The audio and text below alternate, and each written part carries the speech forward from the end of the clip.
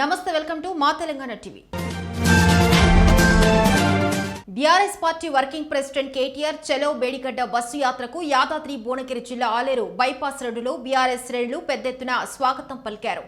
మహిళలు, నాయకురాళ్లు మంగళ హారతి ఇచ్చి కేటీఆర్ కు తిలకం దిద్దగా mother dairy chairman Srikar Reddy, Aleru municipal chairman Vaspari Shankaraiah, Yadagirigutta Motakondur జడ్పీటీసీలు అనురాధ, పల్లా వెంకటరెడ్డి, మాజీ market committee chairman Ravinder Goud, vice chairman Poreddy Srinivas తో పాటు బీఆర్ఎస్ నాయకులు పత్తి వెంకటేష్, పుట్టా మల్లేష్, బాలస్వామి, హరినాథ్, ఏసిరెడ్డి మహేందర్ రెడ్డి, కొరుకుప్పల కిష్టయ్య, కవిత, భాగ్య శాలువలు కప్పి స్వాగతం పలికారు.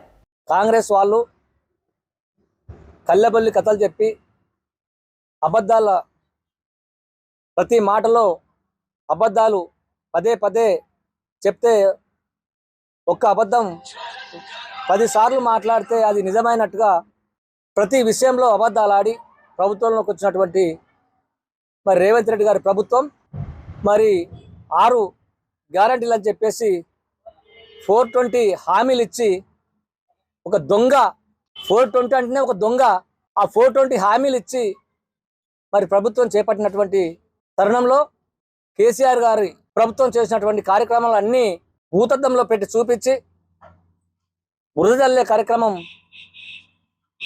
వాళ్ళు ఎత్తుకున్నారు. మరి మేడిగడ్డలో 3 పిల్లర్లు కొంచెం కుంగిన విషయం అందరికి తెలుసు.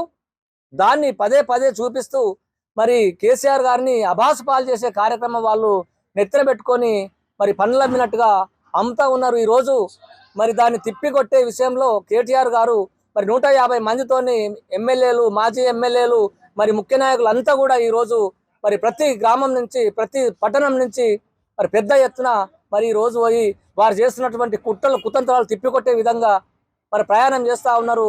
ఈరోజు మేడిగడ్డకు బయలుదేరి పోవడం జరిగింది.